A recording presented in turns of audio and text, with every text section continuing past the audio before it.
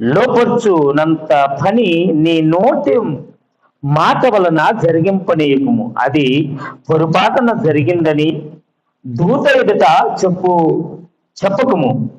నీ మాట వలన దేవునికి కోపము పుట్టించి నీవెలా నీ సృష్టికర్తను విమర్శకుందు.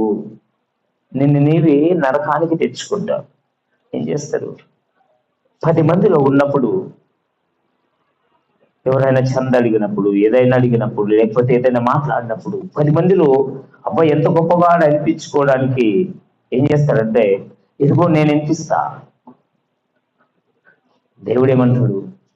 నీ వల్ల అయితేనే ఇస్తా అని చెప్పి. ఇస్తంటే అన్న తర్వాత ఎలాంటి పరిస్థితి వచ్చినా దాన్ని ఇచ్చేయాలి. దేవునితో అబద్ధం ఆడుకో. ఏదో పొరపాటున నేనే, నా నోటికి వచ్చేసింది నాన్న నేనే, ఏమో ఆ తర్వాత మళ్ళా ప్రార్థన చేసి దేవా నన్ను క్షమించి అంటే క్షమించి దేవుడు కాదు. దేవునికి 2 నాలుకల ధోరణి నచ్చదు, 2 మాటలు నచ్చదు. దేవునికి అవునంటే అవును, కాదంటే కాదనే ఉండాలి. ఇది చేస్తే చేయాలి, లేదంటే మౌనంగా ఉండాలి. ఎందుకు? మనం అబద్ధం చెప్తే దేవుడు మనం శిక్షిస్తాడా? ఖచ్చితంగా శిక్షిస్తాడు. మన యొక్క ఆలోచన స్థాయిలో ఎట్లా తెలుసా? మా దేవుడు పొరపాటున అని చెప్పేస్తే క్షమించేస్తాడు అని. అందుకే భయము భక్తి చాలా అవసరం అండి. ఇప్పుడు చూద్దామండి అపొస్తలుల కార్యాలు 5వ అధ్యాయం ఒకసారి చూస్తే మనకి సెలవిస్తున్నటువంటి మాట ఒకసారి చూద్దామండి. అపొస్తలుల కార్యాలు 5వ అధ్యాయం. ఒక చెంత ఉన్నారు. ఆ కాలములో సేవ నిమిత్తము ఏం చేసేవారు తెలుసా? తమకున్న ఆస్తినంతా కూడా అమ్మి ఇచ్చేవారు.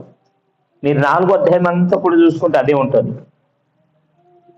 సేవకు నేను సమర్పించుకున్నాను నన్ను నేనంటే వాళ్ళకున్న ఆస్తి అంతా అమ్మి అపొస్తలుల పాదాల దగ్గర పెట్టేవారు. ఎందుకు?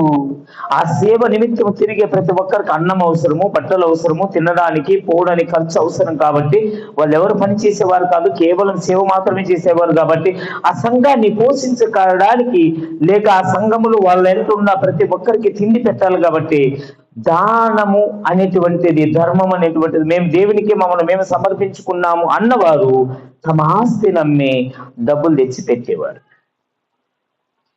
మనం 4వ అధ్యాయంలో అలాగే చూసుకుంటూ వస్తే అందరూ అలా ఇచ్చిన వారే. కానీ ఒక జంట ఆలోచన చేసింది, ఇంతమంది ఇస్తున్నారు కదా, అందరు ఇస్తున్నప్పుడు మామిస్తే మంచిది అనుకున్నావు, చాలా మంచిది.